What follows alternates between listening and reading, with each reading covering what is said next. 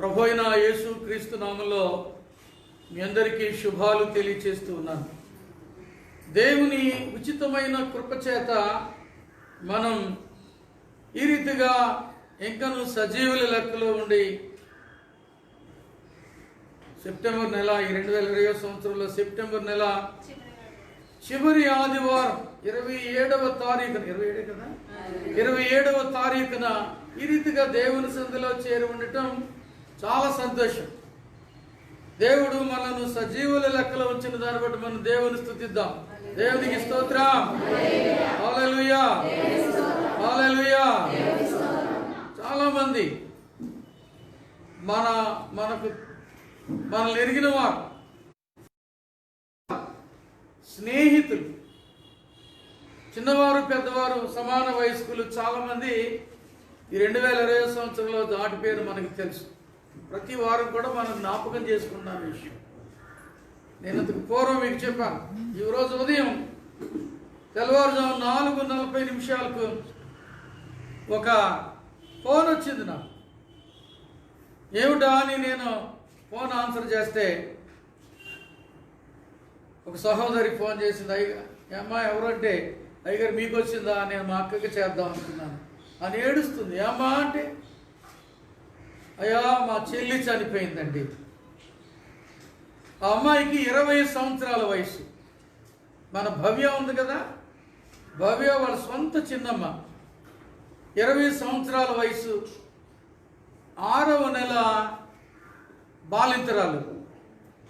3 రోజులు జ్వరం వచ్చింది, డెంగ్యూ అన్నారు, ఆసుపత్రికి తీసుకెళ్లారు, చనిపోయింది. మనం ఎంత ధన్యులని చెప్పండి. మనము సజీవుల లెక్కలో ఉన్నామంటే అది కేవలము దేవుని యొక్క కృప. దేవుడు తన ఉచితమైన కృప చేత మనను బ్రతికి ఉండేలా చేశాడు. సజీవులలో ఒకని వంటి వాడుగా మనం చేశాడు దేవుడు. మన్ను నిన్ను స్తుతించునా అనే ప్రశ్న ఆలోచించుకుంటే ఇంకా మనం మంటి వారము కాలేదు. అందును బట్టి ఆయనను స్తుతించడం కొరకు మనం ఆయన సన్నిధికి వచ్చాం. సజీవులే కదా యెహోవా నిన్ను కనపరుస్తారు, లేక నిన్ను స్తుతిస్తారు. కాబట్టి మనం సజీవుల లెక్కలో ఉండే దేవుని స్తుతించగలుగుతూ ఉన్నామంటే నిజంగా మనం ధన్యులమనే చెప్పాలి. చాలా ధన్యులం. ఎంతో జాగ్రత్త తీసుకున్న వారే దాటిపోతున్నారు. మనకు తెలుసు, చాలా ప్రఖ్యాతిగాంచిన, ప్రపంచంలోనే అత్యంత ప్రత్యేకమైన స్థానం పొందుకున్న శ్రీ ఎస్పి బాలసుబ్రహ్మణ్యం గారు. ఆయన ఎంత జాగ్రత్త తీసుకుని ఉంటారు ఆరోగ్యం గురించి చెప్పండి. చాలా జాగ్రత్త తీసుకుని ఉంటారు. చాలా. కొద్దిగా నాకు కరోనా వచ్చిందని ఆయన ఒక వీడియో పోస్ట్ చేశారు, కొంచెమే మీరేం కంగారు పడొద్దని. కానీ ఆశ్చర్యకరమైన రీతిలో, విచారకరమైన రీతిలో ఆయన చనిపోయాడు. నేను నా బాల్యము నుండి నేను ఆయనకు ఫ్యాన్. ఎందుకంటే ఆ క్రైస్తవ పాటలు మేము పాడమని భీష్మించుకుని కూర్చున్న మహా గొప్ప గాయకులు నా రోజుల్లో నేను పాడతానంటూ ముందుకు వచ్చాడు ఆయన తన యవ్వన కాలంలో. చాలామంది హిందువులతో అంటారు, దేవుని ఎరగని వాళ్ళతో, సినిమా పాటలు పాడే వాళ్ళతో పాటలు పాడించడం విమర్శిస్తారు. కానీ నేను విమర్శించను. నేను పాడాడు, అందుకే చాలా పాటలు ప్రాచుర్యం పొందాయి. చాలామంది ఆ పాటల ద్వారా కొంత మేల్కొల్పును, ప్రోత్సాహాన్ని కూడా పొందుకున్నారని చెప్పడంలో ఏ విధమైన అనుమానం లేదు. అలాంటి ఒక చక్కని వ్యక్తి, ఒక మహామనిషి ఏమయ్యాడండి, ఆయన చనిపోయాడు డ్యూ టు దిస్ కరోనా. మన ఆయన కంటే గొప్పవాళ్ళమా? కాదు. ఆయన కంటే గొప్పవారం కాదు. దేవుని ఉచితమైన కృప చేత ఆయన ఎందుకో మనను కనికరించి సజీవంగా ఉంచారు. రాత్రి ఒక డాక్టర్ గారు, తణుకులోనే ఒక ప్రఖ్యాతిగాంచిన డాక్టర్ గారు, తల్లిగారు మరణించడం వల్ల పలకరించడానికి వచ్చారు రాత్రి. ఆయన అంటా ఉన్నారు, పాస్టర్ గారు నేను కూడా ఓపీ మానేశాను ఒక 10 రోజుల నుంచి. ఎందుకంటే ఈ పరిస్థితులు బాగాలేదు కదా, మొదట ఏదో కొన్ని రోజులు పెట్టాం కానీ ఇప్పుడు మానేసాం. మా సొంత ఏమంటారు తోడల్లుడు గారు పెద్ద డాక్టర్, ఆయన చనిపోయారు. ఆయన చెప్పినప్పుడు నాకు చాలా వేదన అయింది. ఆయన ఒక మాట అన్నారు, ఎవరికి ఎప్పుడు ఎలా ఉంటుందో తెలియని రోజుల్లో ఉన్నామని మనం అని అంటా ఉన్నాం. అంటే ఏంటి దానికి అర్థం ఏంటి చెప్పండి? దానికి అర్థం ఏంటి చెప్పండి? ఏంటి చెప్పండి దానికి అర్థం? ఈ కరోనా కాలంలో ఏ క్షణంలో ఎవరికి ఏమవుతుందో తెలియదు అని అర్థం. ఈ 4వ ఆదివారం సెప్టెంబర్లో 27వ తారీఖు 2020 సంవత్సరంలో ఇంకా మనం బ్రతికి ఉండి ఈ రీతిగా దేవుని సందులో చేరుకున్నామంటే కృతజ్ఞత కలిగిన వారంగా ఉండాలి. పెద్ద పెద్దలు నేను చెప్పాను కదా, బాలసుబ్రహ్మణ్యం గారు చనిపోయారు. భవ్య వాళ్ళ పిన్నమ్మ 20 సంవత్సరాల వయసు కలిగిన యవ్వన బిడ్డ 3 రోజులు జ్వరం వచ్చింది, 4వ రోజున చనిపోయింది. కాబట్టి ప్రియులారా, మనము సజీవంగా ఉన్న దానిని బట్టి దేవునిని స్తుతించే వారంగా మనం ఉంటూ ఆయన నామమును ఘనపరచుట కొరకు మనం ఆయత్తపడదాం. ఆయనను ఘనపరచాలి అంటే ఆయన తన ప్రజల కొరకు ఏం చేస్తున్నాడు కూడా మనం ఆలోచించుకోవాలి. రాత్రి ఉపవాస ప్రార్థనకు వచ్చిన వారికి నేను వాక్యం చెప్పాను, అదే మాటలు ఈరోజు నేను చెప్తానని చెప్పాను. రాత్రి నేను చెప్పిన వాక్యం ఏంటో తెలుసా? యెహోషువ గ్రంథం 1వ అధ్యాయం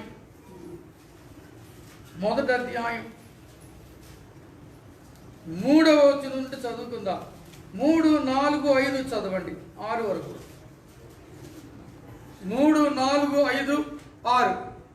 నేను మోషేతో చెప్పినట్లు మీరు అడుగుపెట్టు ప్రతి స్థలమును ఇచ్చుచున్నాను. అరణ్యమును లెబానోను మొదలుకొని మహానది అని యూఫ్రటీసు నది వరకును ఇత్తీగా దేశం అంతయు మహాసముద్రమునకును మీకు సరిహద్దు. నీవు బ్రతుకు దినములన్నిటను ఏ మనుష్యుడును నీ ఎదుట నిలవలేకయుండును. నేను మోషేకు తోడైండునట్లు నీకును తోడైందును. 6 కూడా చదువు. నిన్ను విడువను, నిన్ను ఎడబాయను, నిబ్బరము కలిగి ధైర్యముగా నుండుము. వారికి ఇచ్చేదనని నేను వారి పితరులతో ప్రమాణము చేసిన ఈ దేశమును నిశ్చయముగా నీవు ఈ ప్రజల స్వాధీనము చేసేదవు. చెప్పండి, చదువునైనా. అయితే నీవు నిబ్బరము కలిగి జాగ్రత్త పడి బహు ధైర్యముగా నుండి నా సేవకుడైన మోషే నీకు ఆజ్ఞాపించిన ధర్మశాస్త్రం అంతటిని చొప్పున చేయవలనని నీవు నడుచు మార్గమున చక్కగా ప్రవర్తించినట్లు నీవు దాని నుండి కుడికి గాని ఎడమకు గాని తొలగకూడదు. ఇది చదివించి రాత్రి కొన్ని విషయాలు చెప్పాను నేను. యెహోషువ గ్రంథం 1వ అధ్యాయం కనుక మనం చదువుకుంటే దేవుడు నూతనంగా మరలా యెహోషువతో చేస్తున్న నిబంధన కనబడుతుంది. నేనంటాను, ఈ భాగాన్ని చదువుకుంటే మనకు అర్థమవుతుంది, రెన్యూవల్ ఆఫ్ కవెనెంట్. ఆ యొక్క దేవుని నిబంధన రెన్యూ చేస్తా ఉన్నాడు, అంటే తిరిగి మరలా చేస్తా ఉన్నాడు. నాకు డ్రైవింగ్ లైసెన్స్ హెవీ వెహికల్స్ తోలే అది ఏమంటారు ఎక్స్పైర్ అయిపోయింది. Only light vehicles, motor cycle, car మాత్రమే నడిపిందాక. అప్పుడు 2 ఉంటాయి. అది చేయించుకోవాలంటే ఈలోగా కరోనా వచ్చింది, ఇంతవరకు నేను వెళ్ళి చేయించుకోలేదు. మొన్న నేను చూసుకున్నాను, పోయిన నెలలో నా పాస్పోర్ట్ కూడా అదే స్థితి. రమ్మన్నారు అనుకో, ఇప్పుడు ఫ్రీ కదా, ఎవరు వెళ్ళిపోలేదు లేరు, సిద్ధంగా ఉన్నాను. రమ్మన్నారు అనుకో, వెళ్ళాలంటే ఏం లేదు, పాస్పోర్ట్ లేదు, రెన్యూ చేయించుకోవాలి. రెన్యూ అనేది అత్యంత ప్రాముఖ్యమైన విషయం. దేవుడు మోషేతో నిబంధన చేశాడు. బైబిల్లో చూస్తే 8 నిబంధనలు ఉంటాయి. There are 8 covenants of God. దేవుని నిబంధనలు 8 ఉంటాయి. ప్రభు చిత్తమైతే ఏదో ఒక రోజు నేను మీకు చెబుతాను 8 నిబంధనలు. ఆ 8 covenants లో మోషేతో దేవుడు చేసిన నిబంధన మనకు తెలుసు. మోషేతో దేవుడు నిర్గమకాండం 19-20 అధ్యాయాల్లో నిబంధన చేశాడు. దానిని మొజాయిక్ కవనెంట్ అంటారు. మోషేతో దేవుడు చేసిన నిబంధన. God is covenant God. దేవుడు నిబంధన చేయ దేవుడు. He makes covenant with his people. ఆయన తన ప్రజలతో నిబంధన చేస్తాడు. ఒడంబడిక, నిబంధన, ఒడంబడిక, ప్రమాణం చేసే దేవుడు ఆయన. వాగ్దానము చేయువాడు. వాగ్దానము చేయు దేవుడు ఎవరంటే నమ్మదగిన వాడు. ఆయన ఒక నిబంధన చేశాడంటే ఆ నిబంధనకు ఆయన కట్టుబడి ఉంటాడు. ఆయన ఒక ప్రమాణము చేశాడంటే దానికి కట్టుబడి ఉంటాడు. ఆయన ఒక ఒడంబడిక చేశాడంటే దానికి ఆయన కట్టుబడి. ఇవన్నీ పర్యాయ పదాలు చెప్తున్నాను నేను. నిబంధన. బైబిల్ కూడా 2 నిబంధనలుగా ఉంది. పాత నిబంధన, క్రొత్త నిబంధన. Old testament and new testament. ఈ 2 కలిపి ది బైబిల్ గా పిలువబడుతుంది. మనకు తెలిసి ఇవన్నీ నిబంధన. గండిగుంట రాజుబాబు గారు ఆయన ఒక పాట రాశాడు. నా వివాహానికి ముందే వచ్చింది ఆ పాట. ఆ పాట ఏంటో తెలుసండి? నిబంధన జనులం. 89లోనో 90లోనో ఇంచుమించు 88-89 కాలంలో రాశాడు. నిబంధన జనులం అని ఓ పాట రాశాడు. మనం నిబంధన జనులం. దేవుడు మనతో నిబంధన చేశాడు. నిబంధన, నిబంధన, నిబంధన.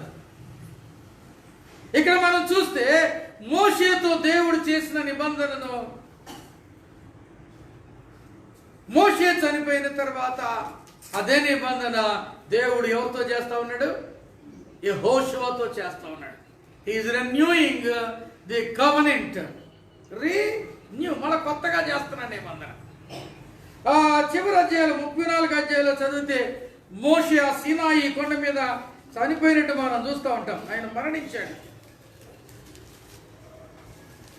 మోయాబు దేశంలో మృత్యునిందని మనం చూస్తున్నాం. 5లో 34:5లో ఆయన సమాధి ఎక్కడుండేనో ఎవరికి తెలియదు.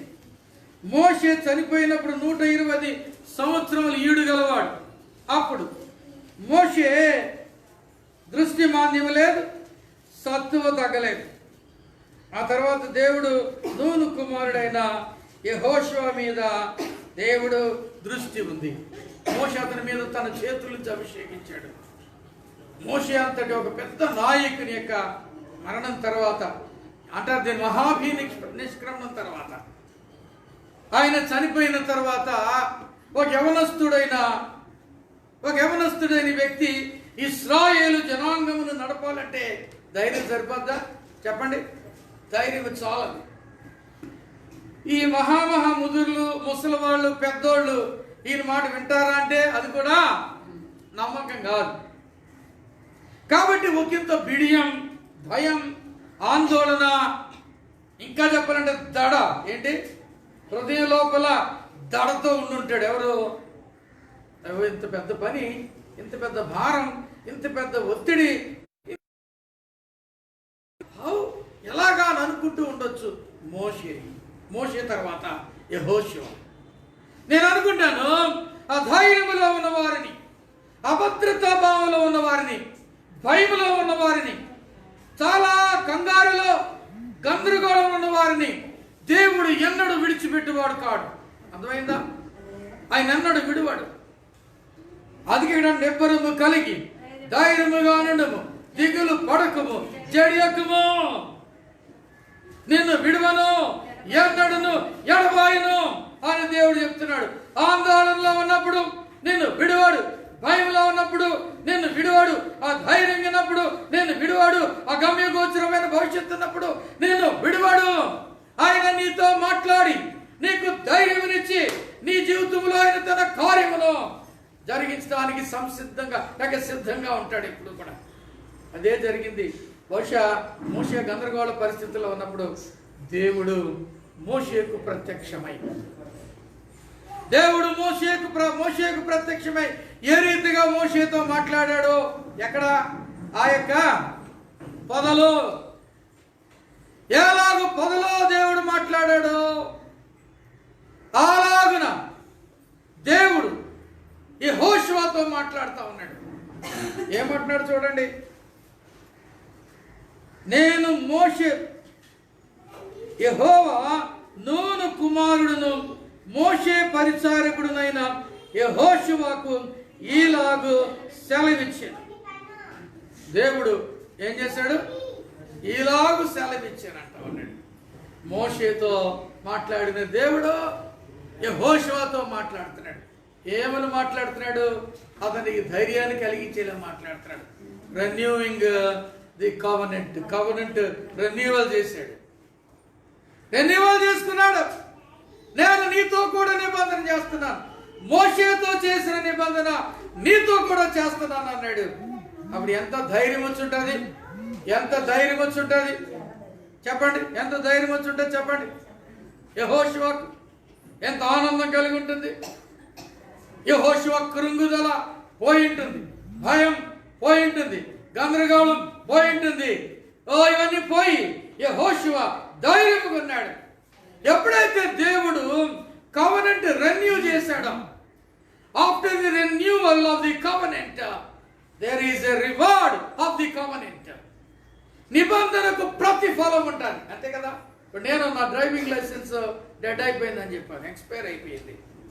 నేను రెన్యూ చేసుకోకుండా ఉన్నాను అని అనుకుందాం.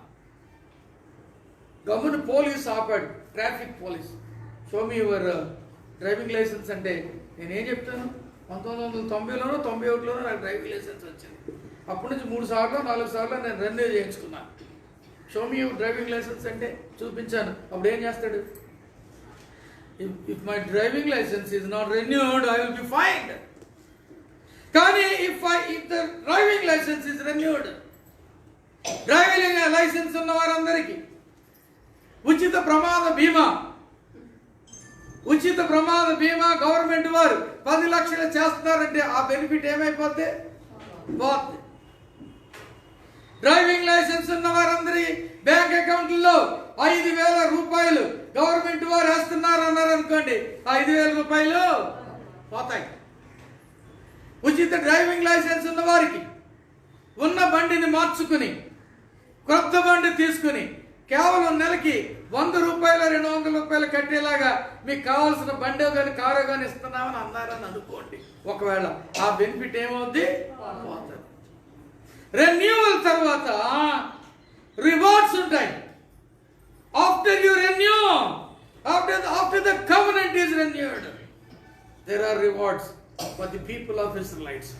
నేనంటాను రెండవదిగా రివార్డ్స్ ఆఫ్ ది కవెనెంట్. నిబంధన పునరుద్ధరణ తర్వాత నిబంధన ప్రతిఫలం చూడగలం. ఒక సింగిల్ ప్రతిఫలం కాదు, దేర్ ఆర్ మెనీ రివార్డ్స్. నేను రాసుకున్నాను, లెక్కగా ఉండాలని, చక్కగా ఉండాలని, అర్థం అయ్యేలాగా గుర్తుండేలా ఉండాలని. నా అవుట్లైన్స్ అన్ని ఒక సింగిల్ పదంతోనే ప్రారంభమవుతాయి. 7 పాయింట్స్ రాసుకున్నాను నేను రాత్రి. వీళ్ళకి వాగ్దానం చేసిన తర్వాత ఇంటికి వెళ్ళి కూర్చొని నేను చేసిన పని ఏంటంటే రాత్రి 12:30 గంటల వరకు బైబిల్ స్టడీ చేశాను. నేను బైబిల్ స్టడీ చేసి నేను చదువుకొని ఈ వాక్యం ఇలా రాసుకున్నాను నేను. The rewards of the covenant renewal. Renew అవటం ద్వారా వచ్చే రివార్డ్స్ ఏంటంటే there are 7 rewards in this particular chapter, first part of this chapter. ఈ అధ్యాయంలో మొదటి భాగంలో అంటే 11 వచనాల్లో 12 కూడా కలుపుకోవచ్చు. There are 7 rewards, 7 blessings. దేవుని దగ్గర నుంచి వచ్చే 7 ప్రతిఫలాలు కనపడుతున్నాయి, లేక 7 ఆశీర్వాదాలు, లేక 7 మేలైన అంశాలు కనపడతాయి. మొట్టమొదటి నేను అంటాను, there is always a promise when there is a covenant. నిబంధన ఉన్నప్పుడు ఆ నిబంధనతో పాటు ఏముంటుందండి? There is always a promise. ఒక వాగ్దానం ఉంటుంది. దేవుడు మోషేకు చేసిన నిబంధనను యెహోషువతో రెన్యూ చేసినప్పుడు God has promised Joshua that he would inherit the land. ఆ దేశమును స్వాధీనపరుచుకుంటావు అని వాగ్దానం చేసేది. హల్లెలూయా, హల్లెలూయా, హల్లెలూయా. దేవుడు మనకు వాగ్దానము చేయవాడన్నాడు. ఇది చెప్పడానికి ముందు నేను ఇంకొక మాట చెప్తాను. అసలు ఈ వాగ్దానం, ఈ నిబంధన దేవుడు అబ్రహాముతో చేశాడు. ఆదికాండం 12వ అధ్యాయంలో అబ్రహాంతో చేసిన నిబంధన కొనసాగుతూ మోషే ద్వారా నిబంధన చేశాడు, యెహోషువకు చేశాడు. అది ఇశ్రాయేలు జనాంగము కొరకని నిబంధన. అయితే మనకెందుకు వాళ్ళతో చేసిన నిబంధన? వై?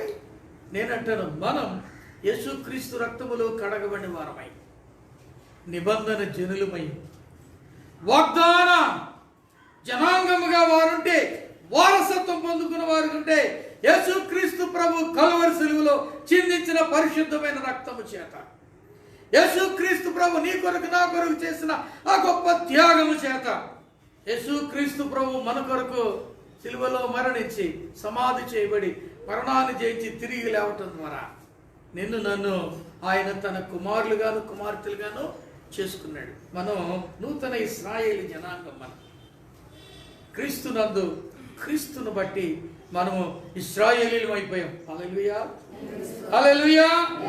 కొత్త నిబంధన గ్రంథంలో మనం చూస్తే మనము నిబంధన రక్తము చేత కడగబడ్డామని చూస్తాం. చూడండి, కొరింథీ 11వ అధ్యాయం, కొరింథీ మొదటి పత్రిక 11వ అధ్యాయంలో మనం చూస్తే 25 చదవండి.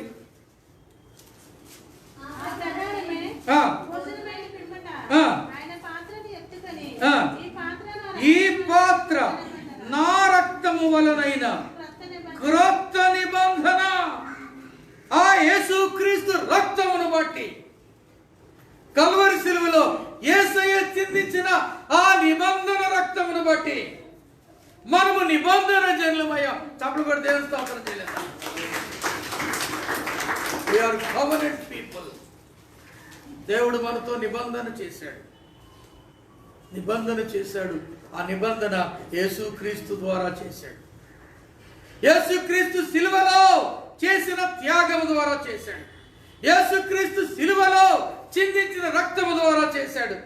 యేసుక్రీస్తు బట్టి మనకు ఆ నిబంధనలో మనం పాలిభాగస్థులమయ్యాం. హల్లెలూయా. యోహాను సువార్త 1:9-12 చూడండి, చదవండి. 1:12 చదవండి. యోహాను, తను ఎందరు అంగీకరించిదురో వారికందరికీ, అనగా తన నామమునందు దేవుని పిల్లలగుటకు ఆయన అధికారం అనుగ్రహించెను. హల్లెలూయా, హల్లెలూయా. మనకు దేవుడు మన నిబంధన జనులుగా చేశాడు. ఎలాగా? యేసుక్రీస్తునందు విశ్వాసము ఉంచుటను బట్టి, యేసుక్రీస్తును నమ్ముకున్నట్టును బట్టి. రోమీయులకు రాసిన పత్రిక 8వ అధ్యాయం చూడండి,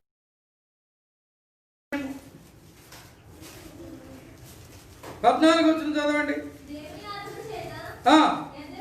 దేవుని ఆత్మ చేత ఎందరు నడిపించబడతారో వారందరూ దేవుని కుమారులై ఉందరు. చూసారా?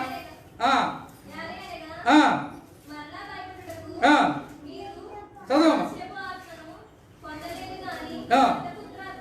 దత్తపుత్రాత్మను, స్వీకృత పుత్రాత్మను మనం పొందుకున్నాం. మనము దేవుని దత్తపుత్రం ఇక్కడ అంటా ఉన్నాడు. మనము దేవుని పిల్లలమని ఆత్మ మన ఆత్మతో కూడా సాక్ష్యం ఇచ్చుచున్నాడు. ఆ ఆత్మ కలిగి మన అబ్బా తండ్రిని మొరపెడుచున్నాము. మనము పిల్లలమైతే వారసులం, అనగా దేవుని వారసులం. 17 చివరిలో క్రీస్తు తోడి వారసులం. హల్లెలూయా, హల్లెలూయా. ఎందుకు చెప్పండి హల్లెలూయా. క్రీస్తుతో వారసులం అంట. మనం ఎంత ఆశ్చర్యకరమైన విషయం ఇది. మనము వారసులం, నిబంధన జనులం. యేసుక్రీస్తు రక్తమును బట్టి నిబంధన చేశాడు. ఆయన నిబంధన జనులమైన మనకు ఇశ్రాయేలు జనాంగముతో దేవుడు చేసిన వాగ్దానములో మనము భాగస్థులు ఉన్నాం.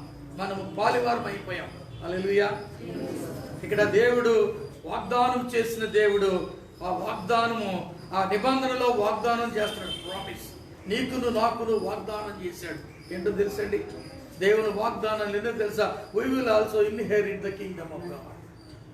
దేవుని రాజ్యమును పొందుకుంటావు అనే వాగ్దానం యేసుక్రీస్తు రక్తాన్ని బట్టి నీకు నాకుంది. హల్లెలూయా, హల్లెలూయా. యెహోషువతో దేవుడు చేసిన నిబంధన ఏంటి?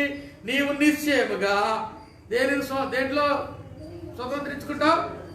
ఆ యొక్క వాగ్దాన దేశమును వెళ్తావు. చూడండి ఇక్కడ, ఈ యోర్దాను నది దాటి నేను ఇశ్రాయేలుకి ఇచ్చిన దేశమునకు వెళ్ళండి. నేను మోషేతో చెప్పినట్టు మీరు అడుగు పెట్టు స్థలము ప్రతి స్థలం మీకు ఇచ్చుచున్నానని అక్కడ 4వ అధ్యాయం అంతా సరిహద్దులు చెప్తా ఉన్నాడు. ఈ సరిహద్దు నుంచి ఈ సరిహద్దుకు, అక్కడి నుండి ఇక్కడ వరకు ఉన్న ఆ స్థలాన్ని నేను మీకు ఇస్తానంటున్నాడు. ఎంత గొప్ప వాగ్దానం అండి, ఎంత గొప్ప వాగ్దానం. ఇప్పుడు కూడా ఒకవేళ if there is any treaty between Israelites and the other people, they will show this verse only.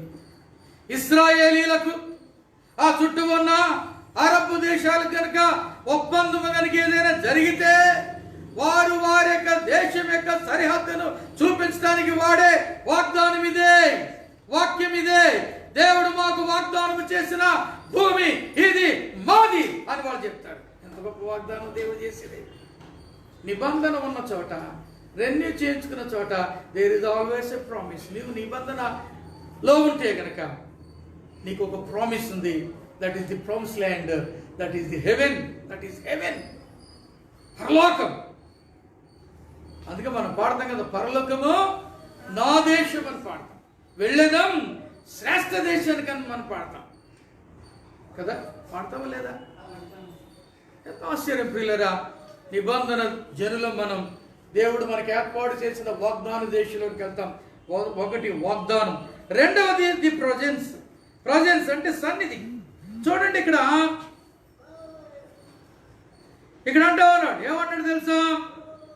నీవు లేచి మీకు అరణ్యమును ఈ లెబాను చెప్పిన తర్వాత నీ బ్రతుకు దినములన్నిటినో ఏ మనుషుడునో నిలువ లేకుండా నేను మోషేకు తోడైనట్లు నీకు తోడై ఉందును అంటా ఉన్నాడు. I am with you as I was with Moses. నేను నీతో ఉన్నాను. మోషేకు తోడే. He promises his presence. He promises the Holy Land. That he promises his presence. రెండవది presence, దేవుని సన్నిధి. మొదటిది వాగ్దానం, రెండవది సన్నిధి. నేను మీతో ఉన్నాను అంటా ఉన్నాడు.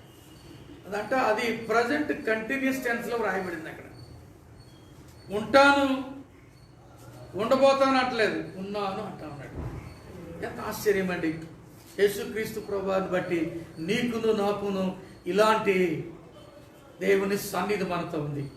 యేసయ్య పుట్టక ముందు చెప్పబడింది, ఆ దేవుడు గబ్రియేలు దూతను పంపించి యోసేపుతో చెప్పిస్తాడు. మత్తయి 1వ అధ్యాయంలో ఏమని పేరు చెప్పాడు? ఇమ్మానుయేలు అని పేరు పెట్టబడి. 22 చదవండి, మత్తయి 1:22.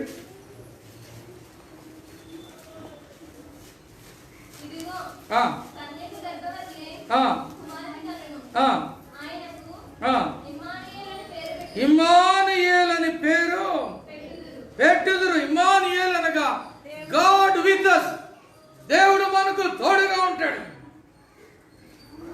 మా అన్ని ఒక పాట కట్టారు, దేవుడు మనకు ఎల్లప్పుడు, దేవుడు మనకు ఎల్లప్పుడు తోడుగా ఉన్నాడు, తోడుగా ఉన్నాడు.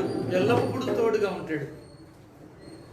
నిబంధనలో మనం ఉంటే దేర్ ఇస్ అ ప్రామిస్, వాగ్దానం ఉంది. నిబంధనలో మనం ఉంటే దేర్ ఇస్ అ ప్రెజెన్స్, ఆయన సన్నిధి మనతో ఉంటుంది. యేసుక్రీస్తు ప్రభువారు పరలోకానికి ఆరోహణమైపోతూ చెప్పారు. ఏమని చెప్పారు? ఇదిగో సదాకాలము నేను మీతో కూడా ఉన్నాను. Lo, I am with you always. హల్లెలూయా. ఎల్లప్పుడూ ఆయన మనతో ఉన్నాడంటే, సదాకాలం మనతో ఉండే దేవుడు. ఈ కరోనా వచ్చిన తర్వాత 23వ కీర్తన పదే పదే మనం ధ్యానించుకున్నాం కదండి, అవునా? ఆ 23వ కీర్తనలో 4వ చరణంలో అనుకుంటే ఎలా ఉంటుంది? గాఢాంధకారపు లోయలో నేను సంచరించినను ఏ అపాయమునకు భయపడను. ఇంగ్లీష్ లో ఏమంటే తెలుసా? Even though I walk in the valley of death, in the darkest valley of death I fear no evil అని ఇంగ్లీష్ లో ఒక తర్జుమాలో ఉంది. అయితే మూల భాషలో చూస్తే I walk in the darkest valley of death, I fear no evil because you are there with me అంటారు. ఏంటంట? నేను మరణాంధకారమైన లోయలో సంచరిస్తాను కానీ నేను భయపడను, ఎందుకంటే అక్కడను నీవు నాతో కూడా ఉన్నావు. తప్పుడు కూడా దేవుని స్తోత్రం చెల్లిద్దాం. God's presence is always with us. దేవుని సన్నిధి ఎప్పుడు మనతో ఉంది. హల్లెలూయా, హల్లెలూయా. వాగ్దానం చేసిన వాడు నమ్మదగిన వాడు. నువ్వు విడిచిపెట్టి వెళ్ళిపోలేము కానీ ఆయన నిన్ను విడువను ఎన్నడు నెడవేనంటా ఉన్నాడు. 120వ కీర్తనలో ఒక మాట చెప్తున్నాడు, ఇశ్రాయేలును కాపాడువాడు గురుకడు నిద్రపాడు. ఆయన నీతోనే ఎల్లప్పుడు ఉంటానంటా ఉన్నాడు. ఆయన మనతో ఉంటాడు, మనతో ఉంటాడు, నాతో. మనతోనే కంటే కూడా ఇలా చెప్పుకోవాలి, ఎలా చెప్పుకోవాలి? నాతో ఉన్నాడు, ఉంటాడు కాదు, ఉన్నాడు. చెప్పండి అందరూ, ఆయన నాతో ఉన్నాడు. ఇలా చెప్తుందో సరుకులు అన్నారు, ఆయన నీతో ఉన్నాడు అంటున్నాను. ఆమె చూపించి ఎవరికి వారే చెప్పుకోలేమని, ఆయన నాతో ఉన్నాడు. God is with me, his presence is with me. ఆయన సన్నిధి నాతో. సహోదరుడా, సహోదరి, ఆయన ఎల్లప్పుడూ నీతో ఉండడానికి ఇష్టపడుతూ ఉన్నాడు. ఎలా ఉంటాడు తెలుసండి ఆయన నీతో? ముదిమి వచ్చే వరకు ఎత్తుకొని వాడను నేనే అండి. హల్లెలూయా. ఎత్తుకుంటాడండి. He will carry us through. మన ముసలివాళ్ళు అయ్యే వరకు ఎత్తుకుంటాడు. నా మనవరాలు ఉంది, నా మనవరాలు ఇప్పుడు వర్తమానం ఎత్తుకోగలనా నేను? ఈ మధ్య కొంచెం ఫోజు కొడుతుంది నా మనవరాలు. రమ్మంటే రావట్లేదు, దగ్గరికి రమ్మంటే రావట్లేదు, నో అంటుంది. కొంచెం బాధేస్తుంది కదా నువ్వు అంటే. ఎత్తుకుంటాను రమ్మంటే నువ్వు అంటే తాతలాగా నాకు బాధ. యేసుప్రభు వారు ముదుము వచ్చే వరకు ఎత్తుకుంటాను రండి అని పిలుస్తా ఉంటే నువ్వు అంటున్నా. ఏమంటున్నా? నో, నేను కొంచెం సినిమాకి వెళ్ళాలి, నో, నాకు కొంచెం వ్యక్తిగత పనులు ఉన్నాయి, నో, నేనేదో చేయాల్సిన చక్క పెట్టాల్సిన బోళ్ళు ఉన్నాయి, తర్వాత వస్తాను లేదు, ఈ చక్క ఎక్కుతాను అంటే కుదరదు. మన పరిస్థితి అలాగే ఉంది, మన పద్ధతి అలాగే ఉంది, మన వ్యవహారం అలాగే ఉంది.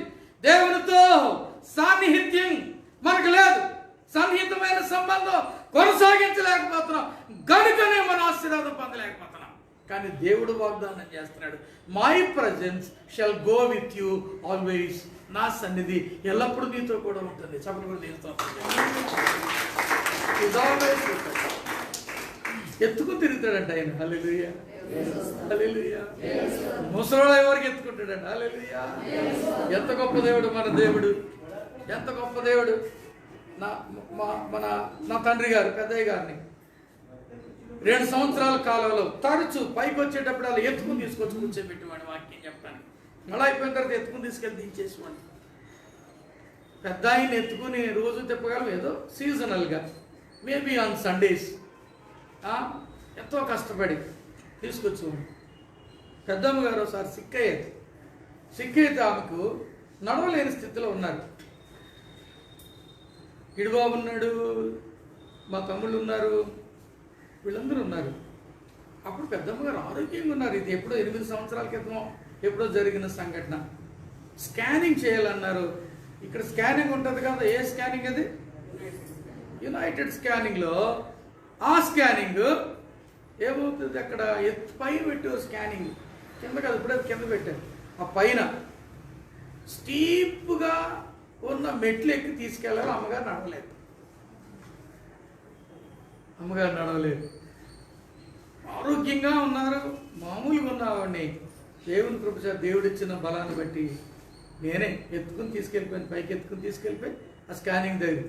అలాగే సుదీప్తి బిడ్డ సిక్ అయినప్పుడు నేనే ఇలా ఎత్తుకుని తీసుకెళ్ళిపోయిన ఆసుపత్రిలోకి రోడ్డు మీద నుండి. దేవుడు అంత శక్తి ఇచ్చాడు. అది ఫర్ సర్టన్ టైం, మేబీ ఒక పావు గంటలో తీసుకెళ్తాం. ఇక్కడ ఏమంటున్నాడు ఆయన? ముదిమి వచ్చే వరకు ఎత్తుకుంటున్నాడు. ఎల్లప్పుడూ, ఎప్పుడు, నిరంతరము, నిత్యము, సదాకాలము, మనం బతుకున్నంత కాలము ఆయన పోస్తానంటున్నాడు. హల్లెలూయా, హల్లెలూయా. ఆయన సన్నిధి అంత ఎక్కువగా నీతో ఉండడానికి ఇష్టపడుతున్నాడు. వాగ్దానములో కనుక నీవుంటే, if the covenant is renewed in your life, you will have rewards. First reward is promise of God. రెండవ రివార్డ్ presence of God. మూడవదిగా చూస్తుంటా ఉన్నాడు, నేను నీకు తోడై ఉందును. నీవు ఈ ప్రజలను స్వాధీనము దేశాన్ని చేసుకుంటే ప్రజల దగ్గర నుంచి అంటా ఉన్నాడు. ఈ మాట ఎంత ఆశ్చర్యం అంటే, ఎవడు ఏ మనుష్యుడును నీ ఎదుట నిలువలేకయుండు అని అంటాడు. 5లో ఏ మనుష్యుడును నీ ఎదుట నిలువలేకయుండు అని అంటాడు. మూడవ రివార్డ్ ఏంటో తెలుసా? ప్రొటెక్షన్. ఏంటంట? Protection of God. ఒకటి ప్రామిస్ ఆఫ్ గాడ్, రెండవది ప్రజెన్స్ ఆఫ్ గాడ్, మూడవది ప్రొటెక్షన్ ఆఫ్ గాడ్. కాపుదల. I will protect you. కాబట్టి ఎవడు నీ ముందు నిలవలేడు. అంతే కదా? దేవుని కాపుదల యెహోషువతో ఉంటే శత్రువు బాణం వేస్తే తగులుద్దా? శత్రువు కత్తి దూస్తే తగులుద్దా? శత్రువు చంపాలనుకుని చంపగలరా? అప్పుడు ఇతడు దూసుకుని వెళ్ళిపోతాడు. అప్పుడు శత్రువు నిలబడగలడా? నిలబడలేడు. సహోదర సహోదరి, కృత నిబంధన గ్రంథ విశ్వాసులమైన నిబంధన జనులమైన మనకు కూడా దేవుడు వాగ్దానం ఇచ్చాడు. అపవాదిని ఎదిరించండి, అప్పుడు వాడు మీ ఎదురు నుండి పారిపోను. కొత్త నిబంధనలో సాతాను దగ్గర అంకివేసి కింద దైతే అపవాదిని లేక శత్రువు అని రాయబడి ఉంటుంది. శత్రువు సాతాను అని రాయబడి ఉంటుంది. చదివారా? అపవాది మనకు శత్రువు, ఆయన బిడ్డలకు శత్రువు. శత్రువు అపవాది తంత్రముల నుండి, వాని క్రియల నుండి, వాని యొక్క ప్రాబల్యం నుండి దేవుడు నిన్ను విడిపించగల సమర్థుడు. ఎప్పుడు తెలుసా? Only when the covenant with God is renewed in your life. నీ జీవితంలో దేవునితో నిబంధన రెన్యూ చేయబడినప్పుడు మాత్రమే God's protection is with you. మనము ప్రార్థన చేస్తాం ఏమని? దేవా నీ అగ్నిని కంచిగా వేయండి, నీ దేవదూతల కాపలా ఉంచండి, నా ఇంటి చుట్టూ నీ కంచి వేయండి అని. ఎప్పుడేం చేశారు అలాగా? అందరం చేస్తాం. మేము బోధకులం కదా, బాధకులం మాత్రం కాదు, బోధకులం. కోటాలకు వెళ్తూ ఉంటాం. నేను సాధారణంగా ఎక్కడ నైట్ స్టే చేయను. ఒక చోట జరిగిన సంఘటన నాకు లీలగా గుర్తు వస్తుంది. నా జీవితంలో జరిగిందో ఎవరి జరిగింది గుర్తులేదు, కానీ నాకు లీలగా గుర్తు వస్తుంది. ఒక ఇంట్లో మాకు బస్సు ఇచ్చారు. బస్సు ఇస్తే ఆ ఇంట్లో అమ్మమ్మ మనవరాలు ఉంటున్నారు. వాళ్ళ గదిలో పడుకున్నారు. యువకుల గదిలో సేవకులు మేము పడుకున్నాం. మీటింగ్ అయిపోయింది, వాళ్ళు వచ్చేసి ఆ గదిలో పడుకున్నారు, మేము వచ్చి గదిలో పడుకున్నాం. పైన ఆ మాత్రం ఎత్తు వరకే గోడ ఉంది. ఆ పైన యువతల వాళ్ళ మాటలు యువతలకి, యువతల వాళ్ళ మాటలు యువతలకి కనపడతాయి. పైకి రోజుల్లో ఉన్నంత శబ్దాలు ఏమీ లేవుగా ఆ రోజు. మీటింగ్ నుంచి వచ్చిన తర్వాత ఆ మామ అదే మీటింగ్ సినిమాకి వెళ్ళి వచ్చినట్టున్నారు, మర్చిపోయాను. సినిమాకి వెళ్ళి వచ్చారు వాళ్ళు. మనవరాలేమో మీటింగ్కి వెళ్ళి వచ్చింది. మనవరాలనితో చెప్తుంది ఆ మామ ఏమని, ఏం గుళ్ళారమ్మా నువ్వు రాలేదే, నువ్వు మీటింగో వెళ్ళిపోయావు. ఏముంది అక్కడ? అక్కడ చిరంజీవి గారు కొట్టాడు, ఎలా కొట్టాడు, ఎలా తన్నాడు, అయ్యి బాబు అని మొత్తం స్టోరీ కళ్ళకు అద్దినట్టుగా చెప్పేస్తావు పావుగంట. నేను నిద్ర వచ్చేస్తున్నామమ్మా అంటుంది ఆ పిల్ల. సరే పడుకుందాం అని అమ్మమ్మ ప్రార్థన మొదలెట్టింది. ఏమని? దేవా దేవా ఈ రాత్రి దొంగలు పడకుండా నీ అగ్నిని కంచి వేసేయి, వెయ్యి తండ్రి వేసేయి. దేవా ఈ రాత్రి పీడకలు రాకుండా నీ కాపుదల ఉంచేయి, విష పురుగుల బారిన పడకుండా మమ్మల్ని కాపాడటానికి నీ దేవదూతలను పంపించి. ఇదేంటి ఈవిడ మీటింగ్కి రావడానికి టైం లేదు, కానీ దేవుడు మాత్రం ఈవిడ కాపలాగా పంపించేయాలంట. పంపించేస్తాడు దేవుడు. ఏమో నేను పంపుతాడని నేను అనుకోను. ఆవిడకి అర్హత కూడా లేదు అడగటానికి. అర్హత ఉందా? మీటింగ్ జరుగుతున్నాడు, మీటింగ్ మానేసి ఇంకో చోటుకి వెళ్ళి అదంతా విని నువ్వు పోగొట్టుకున్నావని ఎల్లుని పిల్లల్ని పాడు చేసి, ఇప్పుడేమో కంచేసాయి, కాపలా వేసే నీ దూతలను పంపించేయి యేసునామములో అడుగుతున్నాము తండ్రి అంటే. సహోదరుడు సహోదరి, దేవుని కాపుదల నీతో ఉంటుంది ఎప్పుడో తెలుసా? నీవు ఆయనకు సన్నిహితంగా వెలిగినప్పుడు, నువ్వు ఆయన ఇష్ట ప్రకారం జీవించినప్పుడు, నీవు ఆయనను పట్టుకుని వేలాడినప్పుడు. ఇప్పుడు నేను బైబిల్ కాలేజ్ చదువుకున్నప్పుడు మేము రిలయన్స్లో ఒక చదువుకున్నాం. మేము దేవునికి మానవునికి మధ్య ఉండే సంబంధాన్ని మన దేశీయులు ఎలా చెప్తాడు, చాలాసార్లు చెప్పాను నేను. ఏమని చెప్తారంటే, మర్కట కిషోర న్యాయ మార్జాల కిషోర న్యాయలా ఉండాలంట దేవునికి మనకి మధ్య ఉన్న సంబంధం. మర్కటం అంటే ఏంటి? కోతి. మర్కట కిషోర న్యాయ అంటే ఏంటి? కోతి పిల్ల కోతిని పట్టుకుని వేలాడతాడు. యూనిట్ టు క్లింగ్ అంటూ గాడ్, నువ్వు పట్టుకుని వేలాడాలి దేవుని. మార్జాల కిషోర న్యాయం అంటే, మార్జాలం అంటే పిల్లి. ఇది ఇక్కడ మొన్నవారం కూడా పిల్లలు అయ్యేది చూసారా? ఇక్కడ కొన్ని పిల్లలు, అక్కడ కొన్ని పిల్లలు పెట్టుకుంది. మేమేమో కాదంటలేదు, అందుకొని పెట్టుకోండి ఏంటి అని విడిచిపెట్టేస్తాం. పిల్ల ఏం చేస్తుంది చెప్పండి? పిల్ల ఏం చేస్తుంది? చాలా జాగ్రత్తగా ఒదుపుగా పట్టుకొని బిడ్డని మారుస్తుంది. ప్లేస్లో శత్రువు తెలిసిపోద్దని ఇంకో కొత్త ప్లేస్, మళ్ళీ ఇంకో కొత్త ప్లేస్ 7-8 చోట్ల మారుస్తుంది. ఇలాగ అది పెద్ద అయిపోతాయి, తమకు తాము రక్షించుకోగలిగిన స్థాయికి ఎదుగుతాయి. పిల్లను తల్లే పట్టుకుంటుంది, కోతి పిల్ల తల్లిని పట్టుకుంటుంది. అంటే విశ్వాసంగా నీకు ఇలాంటి రిలేషన్ ఉండాలి దేవునికి నీకు. నువ్వు దేవుడిని పట్టుకుని వేలాడాలి, దేవుడు కూడా నిన్ను పట్టుకుని ఉంటాడు. జాగ్రత్త. కొన్ని సందర్భాల్లో టోటల్గా you need to depend upon God. కొన్ని సందర్భాల్లో God will carry you to protect you. అది ఉండాలి, ఇది ఉండాలి. దేవుడే నన్ను మోయలేట కదా, హీ విల్ ప్రొటెక్ట్ యూ, నిన్ను కాపాడుతాడు. చంటి పిల్లలు ఉన్నారు, బజార్కి తీసుకెళ్ళమంటారు. బజార్కి తీసుకెళ్ళేటప్పుడు బిడ్డలు ఏం చేస్తాం మనం? బిడ్డ చెయ్యి మనం పట్టుకుంటామా, మన చెయ్యి బిడ్డ పట్టుకుంటాడా? చెప్పండి. ఒకసారి ఒక తండ్రి బిడ్డను 6-7 సంవత్సరాల వయసు కలిగిన బిడ్డను ఈ తీర్థానికి తీసుకుని వెళ్ళాడంట. వెళ్ళేటప్పుడు జాగ్రత్త చెప్పాడంట, ఒరేయ్ నేను నీ చెయ్యి పట్టుకునే ఉంటాను, జాగ్రత్త. నీవు మాత్రం ఎట్టి పరిస్థితుల్లో నా చెయ్యిని వదిలించుకోవడానికి వీలు లేదని చెప్పాడు. ఓకే నాన్న, అలాగే నాన్న అన్నాడు. చేయి పట్టుకునే తీసుకొని వెళ్ళాడు. కాసేపటికి నెమ్మదిగా వీడు నాన్న చేయి వదిలించుకుని నేను పట్టుకుంటాను నాన్న, నువ్వు పట్టుకుంటుంటే కాస్త లాగేస్తుంది, నేను పట్టుకుంటాను నాన్న అంటే అతను కూడా తీర్థం గొడవలో పడిపోయి సరే అన్నాడంట. వాడు ఎలా పట్టుకున్నాడు. కాసేపటికి ఏదో చూశాడు, జీడో బుడగో చూశాడు. వీడి చెయ్యి వదిలేశాడు, ఆ జనాంగంలో కలిసిపోయాడు. కాస్తంత లెక్క వెళ్ళేసరికి ఇతను గుర్తొచ్చింది, మా అబ్బాయి ఆయన నిన్ను పట్టుకునే సమయంలో గందరగోళము, భయంకరమైన పరిస్థితులు, జనసమ్మర్దత, శ్రమలు, కష్టాలు, బాధలు, ఇరుకులు, ఇబ్బందులు ఉన్న సందర్భాల్లో ఆయన నిన్ను పట్టుకుంటాడు. He will protect you. అప్పుడు వదిలిపెట్టేస్తున్నాడు కుదరదు.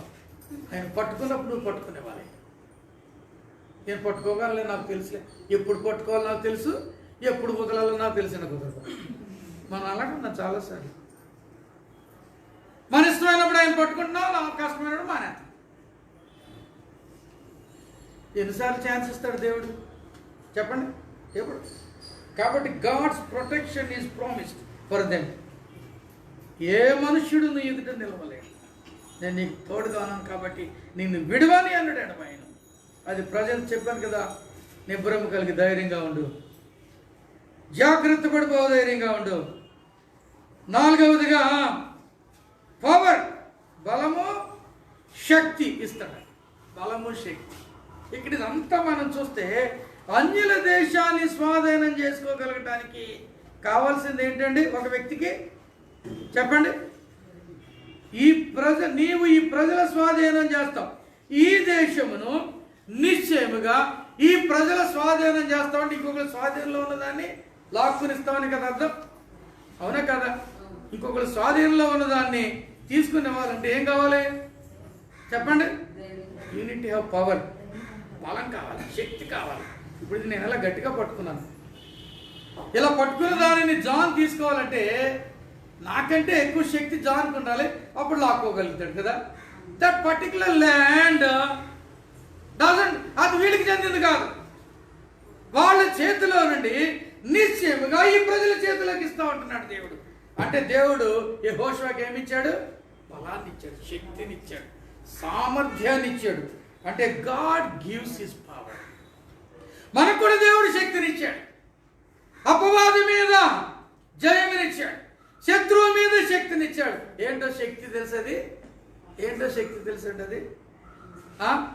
అపవాది మీద ఎదురెడ్డు నిలబడగలిగిన శక్తి నీకును నాకు ఇచ్చాడు.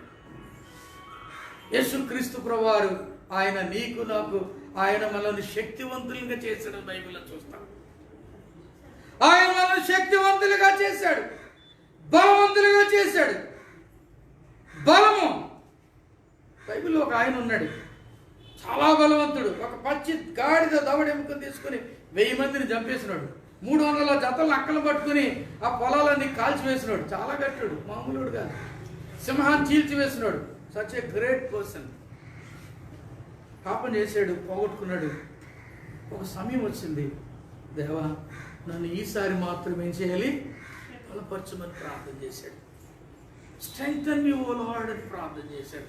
ఈసారి మాత్రం నన్ను బలపరచండి. Our God is gracious. Our God is merciful. Our God is so great. కరిగిపోయి ఆయన ఏం చేశాడంటే, ఏం చేశాడు చెప్పనా? ఆ వ్యక్తికి బలం ఇచ్చాడు. ఎవరా వ్యక్తి చెప్పండి? సంసోను. ఆ బలముతో ఆ గుడి స్తంభాలను 2 పట్టుకున్నాడు, కూలగొట్టేశాడు. జీవితంలో చంపిన వారి కంటే ఆ ఒక్కరోజు చంపేసిన వాళ్ళు ఎక్కువ మంది. బలమిచ్చువాడు ఆయనే. ఫ్లెచర్ గారు పాట కట్టారు కదా, బలమిచ్చువాడా బలవంతుడా, శక్తినిచ్చువాడా శక్తిమంతుడా, తృప్తినిచ్చువాడా తనయులకు, తృప్తినిచ్చువాడా తన, ముక్తినిచ్చువాడా మృత్యుంజయుడా, ముక్తినిచ్చు మాకై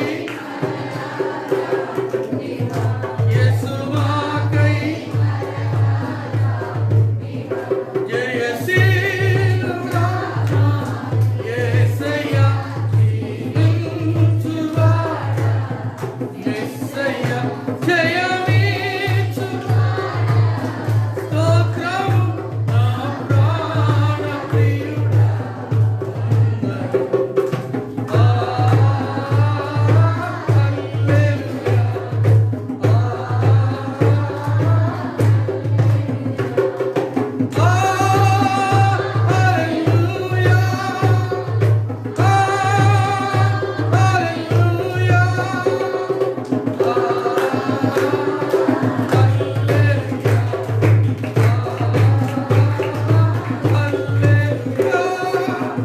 ఎంత చక్కని పాట ఇది!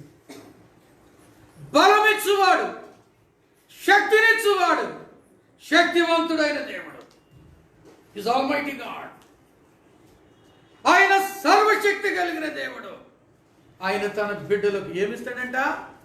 శక్తినిస్తాడు, బలమునిస్తాడు. కాబట్టి ప్రేమైన దేవుని బిడ్డలారా, ఆయన బలమిచ్చేవాడు. 5వదిగా మనం చూస్తే ఆయన the programme of God. 1 promise of God, దేవుని వాగ్దానం. ప్రజెన్స్ ఆఫ్ గాడ్, దేవుని సన్నిధి. ప్రొటెక్షన్ ఆఫ్ గాడ్, దేవుని కాపుదల. పవర్ ఆఫ్ గాడ్, దేవుని బలం, శక్తి. 5వది ది ప్రోగ్రామ్ ఆఫ్ గాడ్, దేవుని ప్రణాళిక, కార్యాచరణ. God gave Joshua Joshua a clear program. చక్కగా డీటెయిల్డ్ ప్రోగ్రామ్ ఇచ్చాడు. ఎలా చేయాలో, ఎలా స్వాధీనపరచుకోవాలో, ఏం చేయాలనే ఒక ప్రణాళికను ఇచ్చాడు. స్వాధీనపరచుకోగలగాలంటే ఏం చేయాలన్నాడు? ధర్మశాస్త్రాన్ని ధ్యానించాలి, ధైర్యంగా ఉండాలి, కుడిగ్గా ఎడంగానికి తిరిగి తొలగకూడదు, నువ్వు ధర్మశాస్త్రాన్ని బోధించడం మానకూడదు, ఇందులో రాయబడి వాటంటి ప్రకారం జాగ్రత్తగా చూసుకుంటా ఉండాలి. ఇన్ని పనులు చెప్పాడు. దేవుడు ప్రణాళిక ఇచ్చాడు వాళ్ళకి. To inherit the promise land, to enter into the promise land, they had to understand the plan of God. దేవుని ప్రణాళిక, ద ప్రోగ్రామ్ ఆఫ్ గాడ్. ఏంటో తెలుసా ప్రోగ్రామ్? ఒకే ఒకటి. The programme of God is reading the word, meditating the word, preaching and teaching the word and following the word, observing all the commandments of God. అది దేవుని ప్రణాళిక మన జీవితంలో ఏంటో కాదు, రక్షణ ప్రణాళిక. ఆ రక్షణ ప్రణాళిక మూలం ఏంటో కాదు. ఏంటో తెలుసండి? దేవుని వాక్యం చదవటం, దేవుని వాక్యం ధ్యానించడం, దేవుని వాక్యం దివారాత్రులు పఠించడం, దేవుని వాక్యాన్ని బోధించడం, దేవుని వాక్యాన్ని అనుసరించడం. అంతే. That is the programme of God, plan of God. దేవుని ప్లాన్ అంతా ఎక్కడ తెలుస్తుంది? మాకు ఎక్కడ తెలుస్తుంది? ఈరోజు అడుగుతాను, ఎంతమంది బైబిల్ చదివారండి? కొద్ది చేతులు ఎత్తుంది, కొద్ది ఎత్త లోపల ఎత్తుకొచ్చేయి, లోపల ఎత్తుకుని ఆలోచించి, నేను చదివాను, నేను చదవలేదు, ఐమ్ సారీ. ఈరోజు పొద్దున్నేసి ఎంతమంది టిఫిన్ చేశారంటే అందరూ మొక్కలు వెలుగుతాయి, అందరూ మొక్కలు, అవునా? కానీ ఎంతమంది బైబిల్ చదివారండి? అలా అయిపోతున్నారు కొంతమంది. టిఫిన్ చేస్తాం, భోజనం చేస్తాం, మధ్య మధ్యలో అప్పుడప్పుడు అయ్యి కొంచెం కొంచెం నవలతాం చేస్తాం, కానీ we don't read the word. We don't rely upon God and read the word. దేవుని వాక్యం చదవం, దేవుని మీద ఆధారపడం. Only when you read the word, only when you meditate the word, you will be able to follow the footsteps of God. You will be able to understand the program of God, the plan of God. వీళ్ళకి ఒక plan ఇచ్చాడు దేవుడు, ఒక programme ఇచ్చాడు. To go and inherit the promised land, to go and inherit the promised land, they need to follow the footsteps of God. They need to read the word of God. They need to teach the word of God. దేవుడు వాళ్ళకి ఒక ప్రణాళిక ఇచ్చాడు. వారు వెళ్ళి వాగ్దాన దేశంలో అడుగు పెట్టాలి. అడుగు పెట్టాలంటే ఆయన అడుగుజాడలు నడవాలి. ఆయన అడుగుజాడలు అర్థం చేసుకోవాలంటే ఆయన ధర్మశాస్త్రాన్ని చదవాలి, ధ్యానించాలి, దివారాత్రులు ధ్యానించాలి, బోధించాలి, అనుసరించాలి. కొంతమంది చేతుల్లో బైబిల్ కనపట్లేదు. నేను మీకు ఒక చక్కని ఓపెన్ ఏమంటారు ఆఫర్ ఇస్తున్నాను. మీకు ఒక క్రొత్త బైబిల్ కావాలంటే 200 రూపాయలు ఉంది. ఇప్పుడు 280 రూపాయలు బైబిల్. ఎంత? 200. బైబిల్ ఉన్నవారి కొరకు మాత్రం కాదు ఇది, గతంలో వచ్చిన వారు కాదు. నీకు బైబిల్ కావాలి అంటే 200 రూపాయలు ఇచ్చి నా దగ్గర బైబిల్ తీసుకోండి. నేనే మొన్న తెప్పించాను కొన్ని బైబిల్, ఫ్యూ, అందులో కొన్ని ఒక సేవకునికి ఇచ్చాను. కాబట్టి ప్రియులారా, దేవుని ప్రణాళిక మనం ఏం చేసుకోవాలి చెప్పండి? ప్రోగ్రామ్ ఉంది. ఆ తర్వాత 6 చూడండి, 6 8వ వచనం చూడండి. నీవు జాగ్రత్త పడినట్లు దివారాత్రము దానిని ధ్యానించిన యెడల నీ మార్గమును వర్ధిల్ల చేసుకొని చక్కగా. నేనంటాను ఇది ద ప్రొవిజన్ ఆఫ్ గాడ్.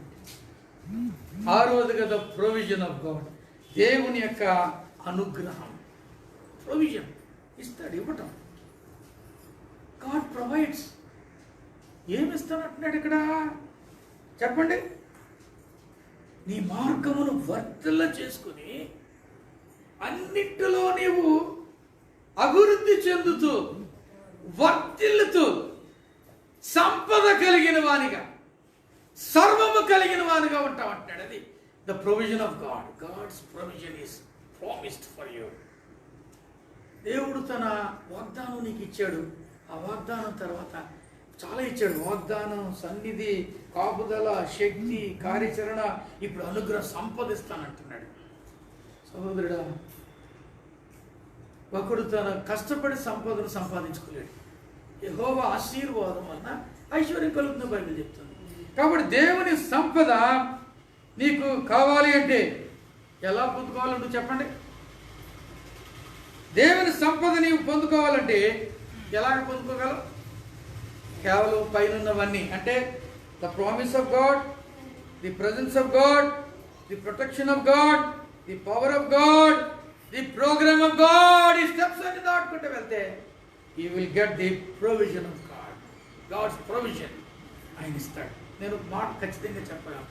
ఏంటంటే ఈ కరోనా సమయంలో ఎంత ఆశ్చర్యకరంగానంటే దేవుడు ఆశ్చర్యకరంగా మమ్మల్ని పోషించాడు, మిమ్మల్ని పోషించాడు. That is provision of God. చాలామంది దిక్కులేని స్థితిలో, తిండి లేని స్థితిలో నలిగిపోతూ ఉంటే ఆయన తన ఉచితమైన కృప చేత మనం పోషించాడు. హల్లెలూయా. గాడ్స్ ప్రొవిజన్ వాళ్ళకి ఇచ్చాడు, మనకిచ్చాడు. చివరిగా పొజిషన్ ఆఫ్ ది ల్యాండ్, ఆ యొక్క దేశమును స్వాధీనపరచుకోవటం. 7వది పొసెసింగ్ ది ల్యాండ్, ఆ దేశాన్ని స్వాధీనపరచుకునే స్థాయి దేవుడు మనకి ఇచ్చాడు. హల్లెలూయా. ఇశ్రాయేలీయులు యోర్దాను నది దాటుకుని వెళ్ళి ఆ దేశంలో అడుగు పెట్టారు. యోర్దానును దాటుకుని వాళ్ళ దేశంలో అడుగు పెట్టారు. యోర్దాను రకరకాలుగా చెప్తుంది. పల్లపు ప్రాంతం అని ఒక అర్థం, ఇంకొకటి యోర్దాన్ అంటే మరణం అని అర్థం. నీకు నాకు కూడా you and I will surely possess the land given by our God. మన దేవుడు మనకిచ్చిన వాగ్దాన దేశం స్వతంత్రించుకుంటాం. దానికి ముందు ఏం దాటాలి? మనం యోర్దాను దాటాలి. యోర్దాను దాటాలి. యోర్దాను అంటే మరణం అని కొంతమంది భక్తులు చెప్పింది. మనం మరణము దాటిన తర్వాత దేవుడు మనకి ఏర్పాటు చేసింది ఏంటి చెప్పండి. ఇదిగో నా తల్లి గారు ప్రభు దగ్గరికి వెళ్ళిపోయారు 8వ తారీఖు. మరణము గుండా ఆమె వెళ్ళి ఎక్కడికి వెళ్ళారు చెప్పండి? ఆయన రాజ్యమును సంపాదించుకున్న మనకంటే ముందుగా వెళ్ళిపోయారు. హల్లెలూయా. నీకును నాకును you and I will surely possess the promised land of God. That is the haven, the house of God. దేవుని ఇల్లు. నా తండ్రి ఇంట అనేక నివాసములు కలవు లేనని మీతో చెప్తాను. ఆ తండ్రి ఇంటికి వెళ్ళాలంటే, వాగ్దాన దేశానికి వెళ్ళాలంటే నేనే మార్గము, నేనే సత్యము, నేనే జీవమని ప్రభు చెప్పారు. నా ద్వారానే తప్ప ఎవడును తండ్రి అంటాడు. ఆయన ద్వారా వెళదామా? అలాగే వెళ్ళటానికి దేవుడు సదా మనకు సహాయం చేయను గాక. ఆమేన్. దేవుడి మాటలు మన వెనుకలు దీవించి మనల్ని ఆశీర్వదించును గాక. ఆమేన్. ప్రార్థన చేద్దాం. దయగల మా తండ్రి, నీ యొక్క పరిశుద్ధ నామమును పొందుతాం. ఇంతవరకు నీ కృపానికి అనుగ్రహం దయచేశారు. ఈ వాక్యం ద్వారా మాతో మాట్లాడారు. వాక్యానుసారమైన జీవితాన్ని మాకు దయచేయండి బాబు. వాక్య ప్రకారం జీవిస్తూ అనేక మందికి ఆశీర్వాదకరంగా మేము మారినట్లుగా చేయమని ఇక ముందు మీరు మమ్మల్ని నడిపించమని కోరుకుంటున్నాం. క్రీస్తు పరిశుద్ధ నామమున వేడుకొనుచున్నాము తండ్రి.